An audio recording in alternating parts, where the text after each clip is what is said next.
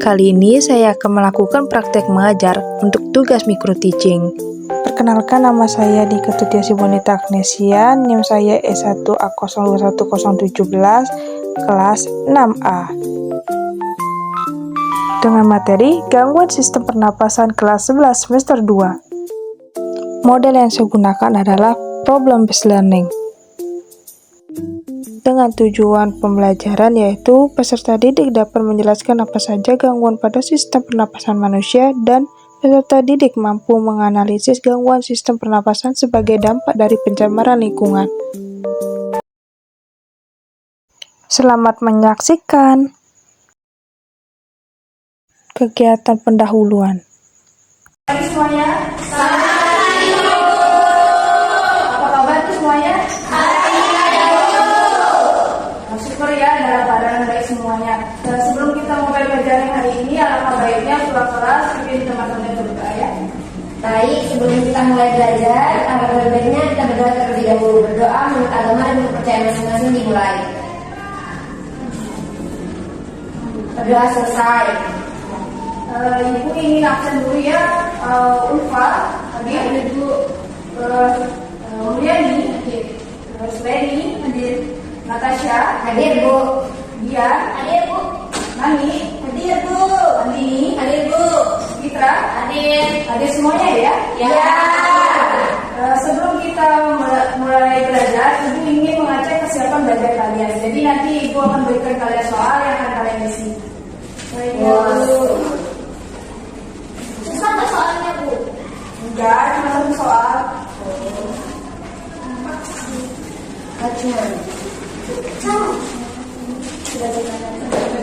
Jadi kalian akan isi itu, Ibu beri waktu kalian sekitar 5 menit ya. Silakan isi dulu.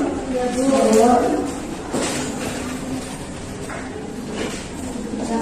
Kalau sudah selesai langsung kumpulkan ke Ibu ya. Udah, Ibu.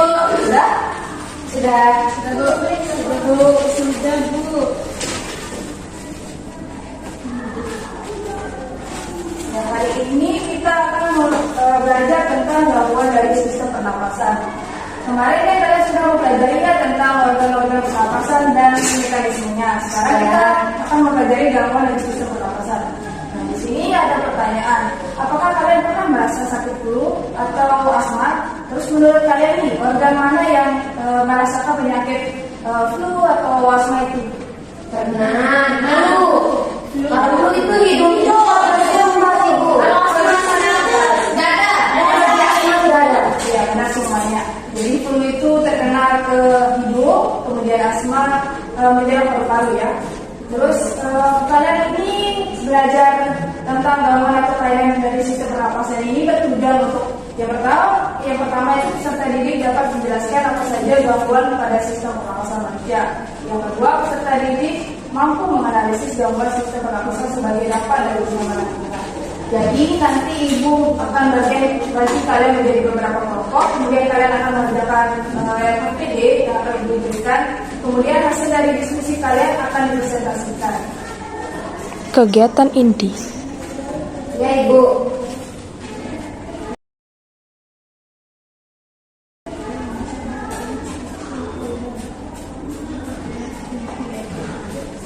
Tapi sebelum Ibu bagi kalian menjadi beberapa kelompok, kalian akan mengamati video yang akan Ibu berikan. Ya.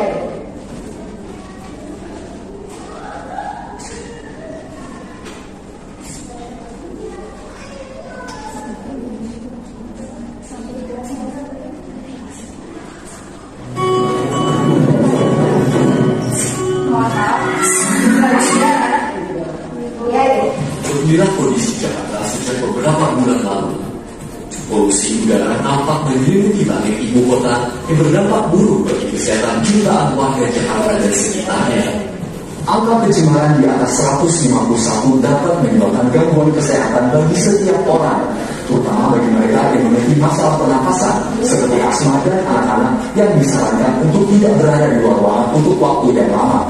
Adapun diimbau untuk menggunakan masker berspesifikasi KN95, N95 atau KS94 untuk menyaring PM2,5 mikrometer yang ada di luar ruangan. Dilansir cnnindonesia.com, penelitian Dinas Lingkungan Hidup DKI Jakarta pada 2020, sumber emisi transportasi menjadi sektor terbesar penyumbang buruknya kualitas udara Jakarta. Sektor transportasi berkontribusi terhadap 67,04% polusi udara, disusul sektor industri sebesar 26,8%, diikuti pembangkit listrik 5,7%, kemudian rumah tangga 0,42%, dan sektor komersil 0,02%. Ya, itu anak-anak tadi merupakan video tentang polusi udara yang terjadi di Kota Jakarta pada bulan November kemarin. Nah, polusi udara ini terjadi karena yang pertama karena transportasi, kedua industri, ketiga pembangkit listrik, keempat perumahan, kemudian keempat komersial. Dari video ini, Ibu sedikit ingin memberikan kalian wawasan ya mendasar yang sehingga nantinya kalian bisa menjawab PPD yang Ibu berikan. Iya. Mulai dari pertama, apa sih itu dari definisi dari gangguan pernapasan? Gangguan pernapasan ini anak-anak dapat bisa lihat dari layar. Gangguan pernapasan ini adalah gangguan yang terjadi pada proses peningkatan oksigen pada saluran pernapasan sehingga mengganggu aliran udara. Nah, gangguan sistem pernapasan ini dibagi menjadi tiga. Yang pertama gangguan pada saluran pernapasan, yang kedua gangguan pada alveolus, dan ketiga gangguan pada pengaturan oksigen. Nah, ini merupakan contoh-contoh dari gangguan pada saluran pernapasan. Yang pertama ada SARS atau Surface Respiratory Syndrome. Nah, SARS ini merupakan infeksi saluran pernapasan yang disebabkan oleh SARS. Kemudian SARS ini ternyata berbeda ya dengan COVID-19. Perbedaannya itu terletak pada gejala yang dirasakan. Nah, SARS ini disertai sesak napas, sedangkan COVID-19 disertai diare. Nah, contoh yang kedua yaitu asma. Asma merupakan peradangan atau penyempitan saluran napas yang menimbulkan sesak atau sulit bernapas. Penyebab dari asma ini merupakan faktor lingkungan seperti polusi udara tadi ya, seperti di Kota Jakarta, kemudian rokok dan cuaca, hingga penggunaan obat-obatan dan stres. Yang ketiga ada bronkitis. Bronkitis ini merupakan peradangan pada saluran bronkus atau saluran pernapasan dari trakea atau paru-paru. Penyebabnya karena virus atau virus dan asap rokok. Gejalanya yaitu batuk berhak, napas sesak, dan nyeri atau demam. Nah, ini anak-anak bisa lihat ya perbandingan bronkitis yang normal dengan bronkitis yang terkena penyakit.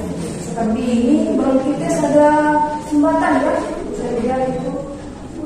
Kemudian ini ya merupakan asma yang terjadi di penyempitan ya, penyempitan saluran pernapasan. Dan anak-anak bisa lihat ya, ya ada penyempitan terjadi. Bu, ya mau izin ya. Oh ya silakan.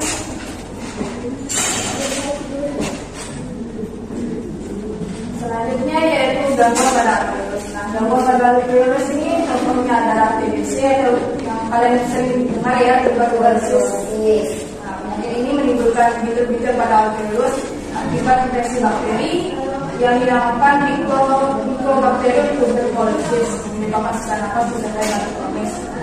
Yang kedua, kanker paru yaitu kondisi sel tumbuh secara tidak terkendali dalam paru disebabkan oleh perokok pasif dan aktif. Gejalanya itu terasa batuk, nyeri dada, dan penurunan berat badan. Nah, selanjutnya itu gangguan pada pengaturan oksigen. Contohnya itu acidifikasi, merupakan gangguan pengampunan oksigen di jaringan atau gangguan pengurangan oksigen pada jaringan yang menyebabkan sesak napas akibat tenggelam, pneumonia, dan jantung. Kemudian ada faktor-faktor yang menyebabkan gangguan pernapasan ini. Yang pertama, faktor-faktornya itu misalnya merokok ya, karena gas-gas berbahaya seperti CO2 yang terlalu lama kita hidup. Kemudian faktor polusi seperti polusi yang Ibu tanyakan tadi ya, karena karbon dioksida, terus karbon monoksida, nitrogen, itu ketika dihirup maka akan menyebabkan penyakit atau gangguan pernapasan. Nah, ini merupakan gambaran singkat ya terkait pelajaran kita hari tentang gangguan pernapasan. Selanjutnya Ibu akan membagi kalian menjadi beberapa kelompok. Di sini ada berapa siswanya? Ada berapa ya? 20 orang. 20 orang ya. Ya, Kalau kita bagi menjadi 2 kelompok bisa ya? bisa. Jadi ibu akan bagi kalian dari sini sampai sini itu jadi 1 kelompok, kemudian selanjutnya dibagi 2 kelompok. Bu, saya akan kesini. Jadi dia, Udah, ini bangkunya boleh digeser. oh ya. Silakan untuk 2 kelompok ya kan?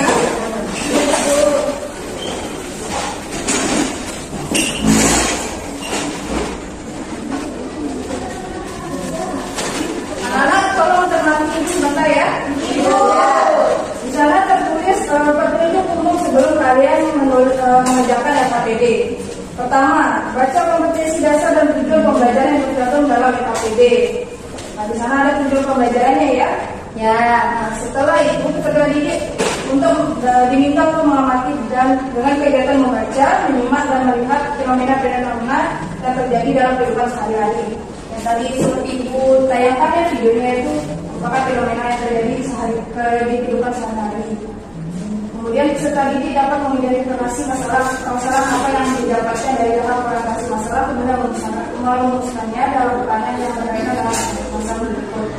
Ketiga, peserta didik diminta untuk mengumpulkan informasi yang dengan berbagai cara, yaitu menulis video, berdasarkan dan membaca sumber lain untuk memecah masalah.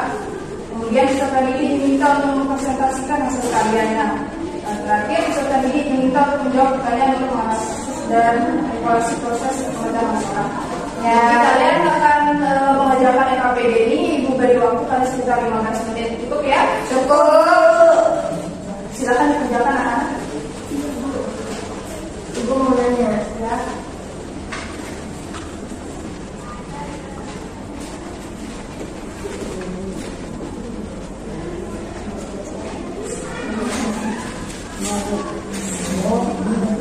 Bisa ya? Ya, bisa ya. Terima kasih. Gimana ada ini?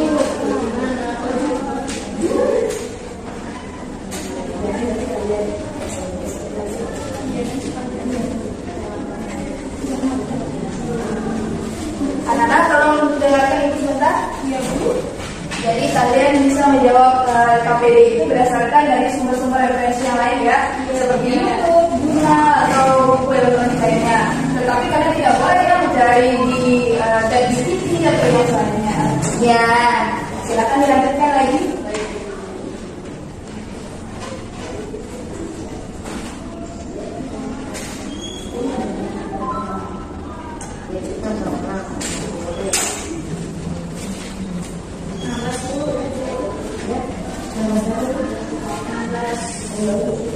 Ibu udah jadi. Satu, dua, tiga. Ibu udah jadi. Ya, Bu. Kumpulkan sudah. Dikumpulkan, Bu.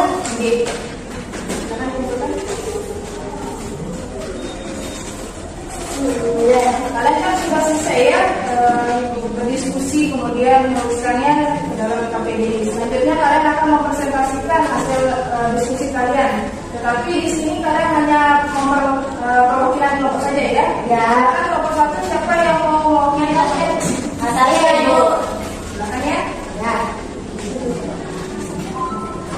Baik, Assalamualaikum warahmatullahi wabarakatuh. Perkenalkan, nama saya Natasha Katalin Mariam. Saya absen 16 dari kelompok 1.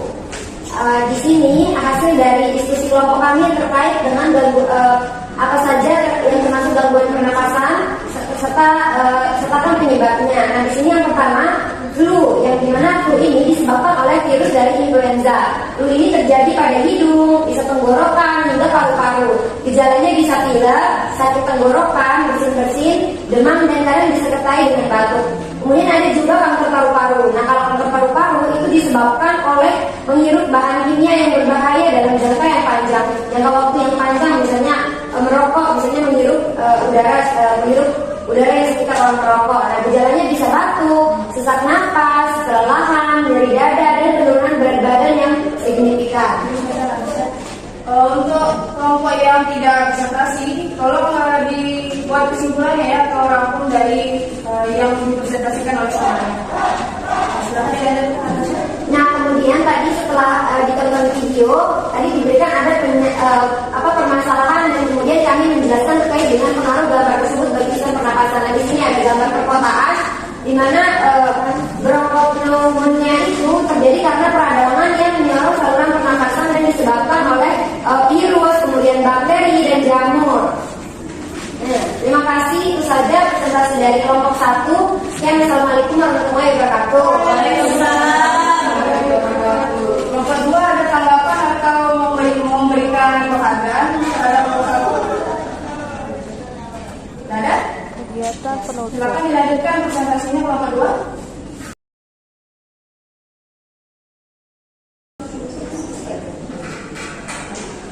Itu tadi kalian sudah mempresentasikan hasil diskusi kalian ya.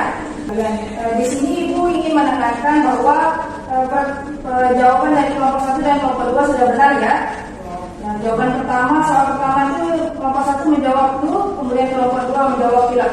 Nah, dari kedua jawaban ini, Ibu merasa ini jawabannya sudah benar ya, karena kedua penyakit tersebut merupakan penyakit yang mengenai gangguan pernapasan.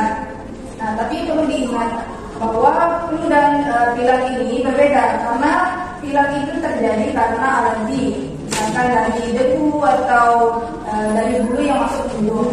Nah, sedangkan untuk flu terjadi karena virus yang bernama virus influenza.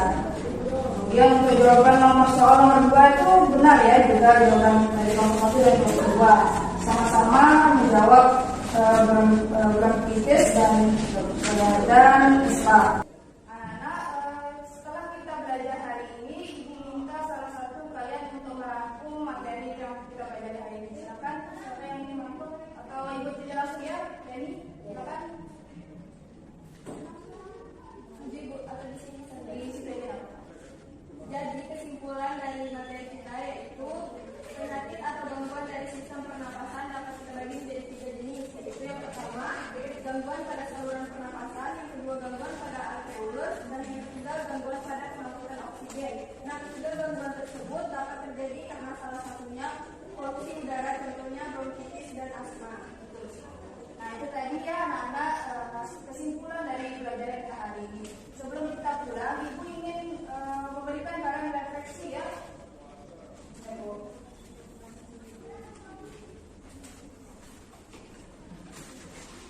Jadi refleksi ini kalian akan isi, kemudian dari refleksi ini Ibu akan jadikan bahan evaluasi untuk pertemuan selanjutnya. Ibu akan beri waktu kalian sekitar 15 menit, silakan dikerjakan. Boleh sebut di belakangnya. Ya, selesai jawabannya. Jika sudah selesai, langsung dikumpulkan ke Ibu ya. Ya. Lupa tidak boleh mengetek ya, karena ini merupakan hasil dari kalian sendiri. Sehingga nantinya Ibu bisa tahu ya apa yang kalian kurangnya.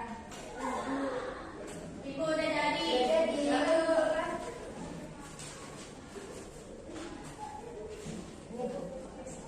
Ya.